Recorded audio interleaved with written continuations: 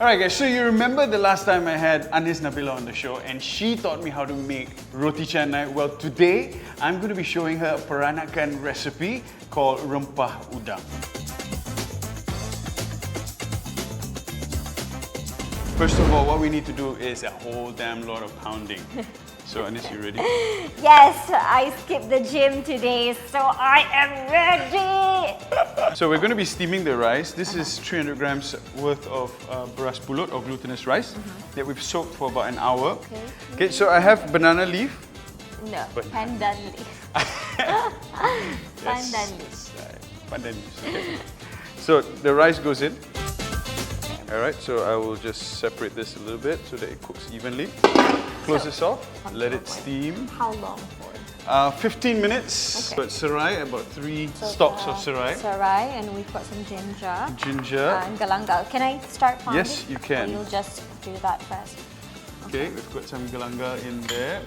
Shallots. Let me cut it up a little bit so that it's easier to pound. Okay, shallots goes in. Okay. This is dried shrimps, about 40 grams of dried shrimps that are just soaked. In hot water to rehydrate. Yeah, rehydrate a little bit, get rid of some of that funk. Good. Yeah, so I've just coriander put in seeds. Coriander seeds. This is white peppercorns. White peppercorns. Yeah, and some belacan. Asam Jawa paste. Oh, that goes in as well? This goes in as well. Wow. Seedless or some Seedless, yes. Some garlic. Oops. Alright, the recipe calls for about 5 cloves, but now it's down to 4. Candle nuts goes in. Kunyit. Fresh This turmeric. is essential. Fresh Cannot do turmeric, the yeah. powdered ones. Don't do the powdered one. Color will be different, taste will be doesn't different. taste the same. Yeah. Okay. Chili as well goes in. There Okay. we go. Guys, I swear to God, she offered to pound.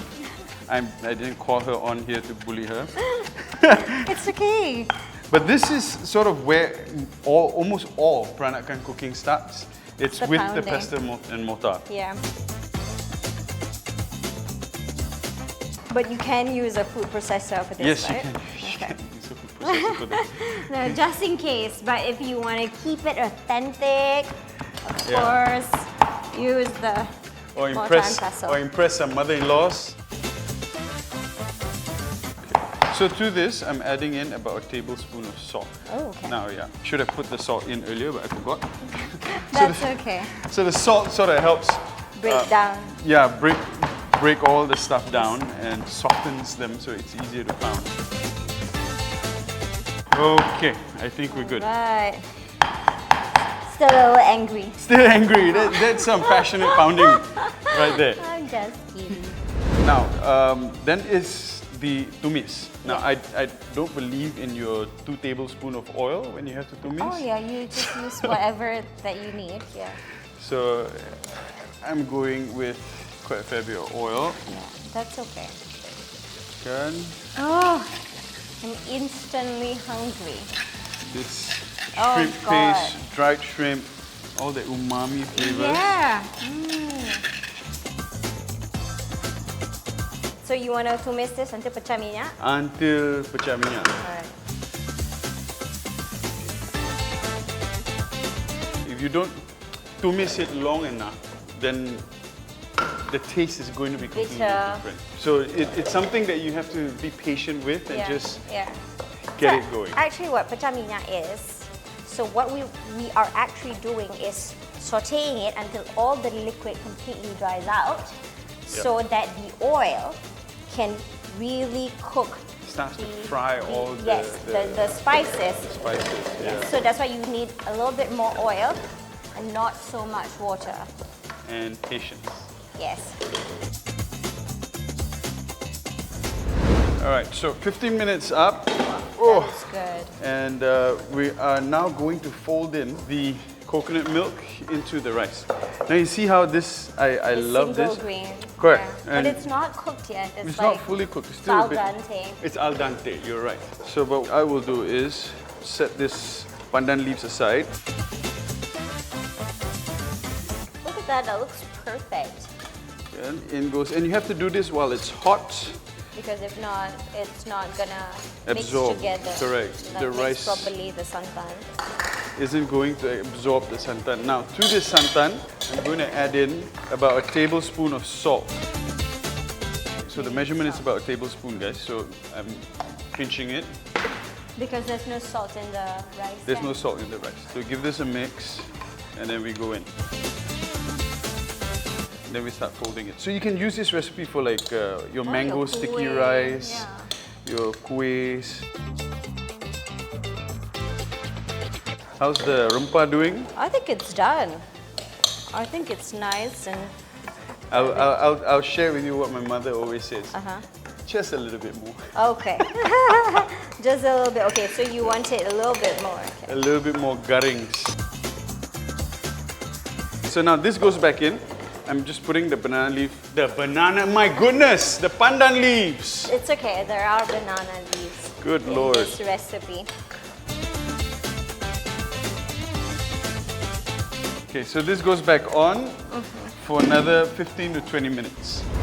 My mom used to say, once you see it start foaming, then that's a good sign. So I have here about 100 grams of prawns that I've just diced up, and this is later going to be incorporated into the rempah as well. Okay.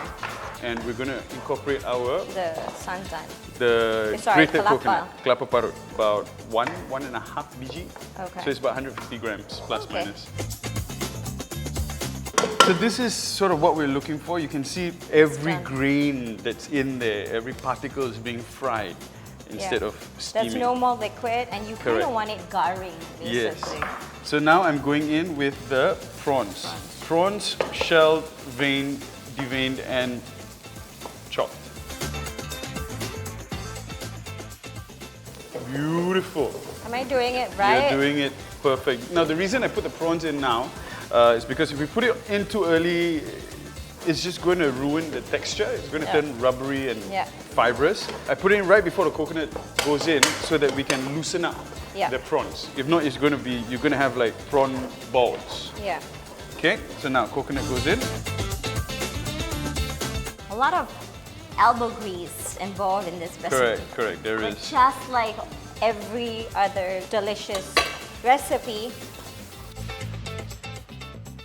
You want me to take over for a minute? Yes. That was a hint.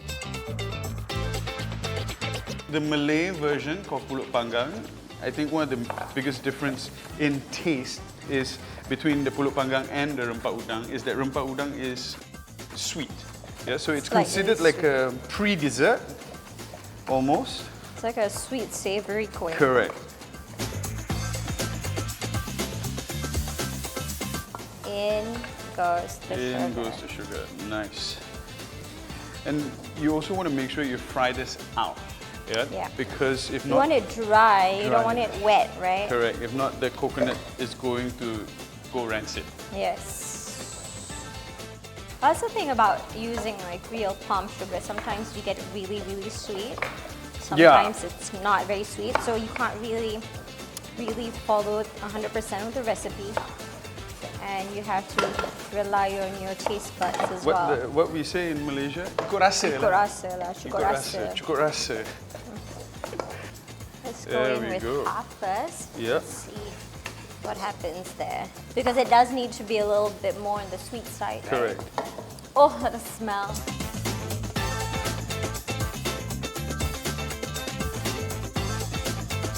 Bunga telang water. And this is going to help stain the rice. There we go. So this is what I mean by the rice still being individual grains. Individual grains, yeah. It's not, although it's sticky rice, but it's not sticking. Yeah, it's not overcooked sticky rice. And it doesn't matter if it has some white spots, it sort of makes it that... Yeah, that's the signature of kueh. So now I have banana leaves here that we've cut into sort of shapes like this because the whole thing isn't going to be that huge. It's typically about this long and about this thick, right? But to help us fold, we need to... In Malay, we call it layur. Layur. In English, it's sort of like run it on heat. Run it on heat, correct. And this is to help it so that it doesn't break. You can easily when we shape fold. it. Yeah, correct. If you don't have a stove at home, you use induction, you can do this by boiling it, scalding it in water, but I always find that it loses a bit of the aroma to the water.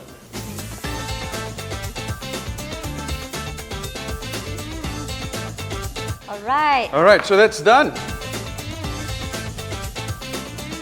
It's perfect. Savory, I love it. sweet. Strawberry sweet, I love it. It's just right. So now we get our rice, flatten it out. Yeah, right. It's easier for you to manage. It's good, see? Here we go, we get our rempah, get that in there, fold it in, bring it back, sort of like making sushi. Get it nice and tight. Oh. There we go. And then we roll it lah. So the sides, we use toothpicks to pin it down. And there you have it. Okay, so there we have one Rempah Udang. So this isn't done yet. It's got to go through a final process of grilling. Yeah, so with the grilling, that's what's going to get that flavor of the banana leaf into the rice.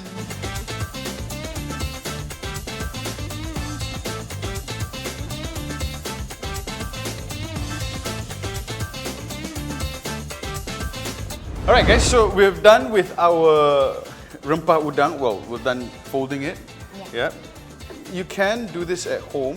Just put it on the grill, on a frying pan, you know, glaze, put a little bit of oil on there so you don't burn the leaf. Even if the banana leaf sort of splits, it really doesn't matter. So it fries the pulut a little bit and that sort of adds another layer of texture to it. But since we're all for making it the best Rempah Udang out there, we've got a grill with charcoal inside, and that's just going to give a lot more flavor.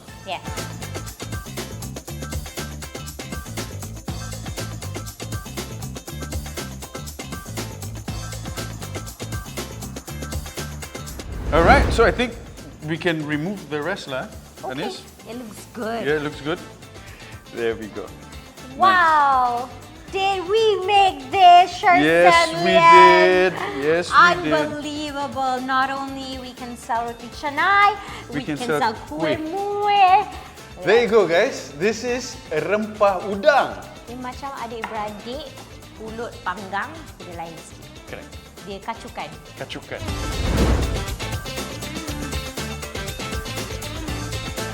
Try this Rempah Udang. Oh my god. It's so good. Oh, I want to stop this movie. It's so good, guys.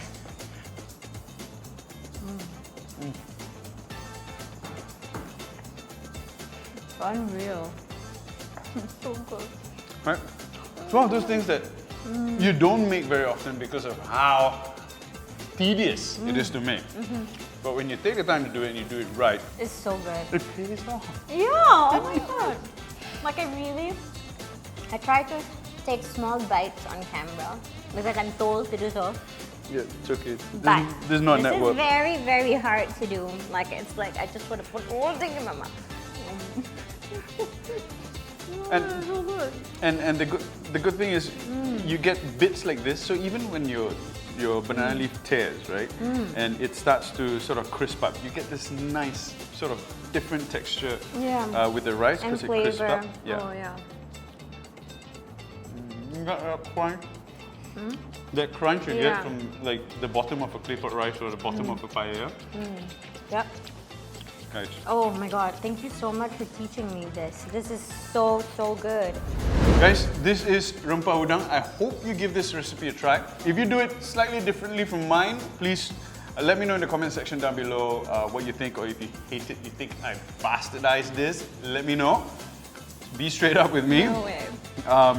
But yeah, this has been good. Anis loves it. I love it so much. I'm really gonna make this for my family. Thank you. Fantastic. And I hope you guys make it for your family too. Take care, guys. Do click the like and subscribe. I'll see you guys next week. Ciao. Bye. Bye.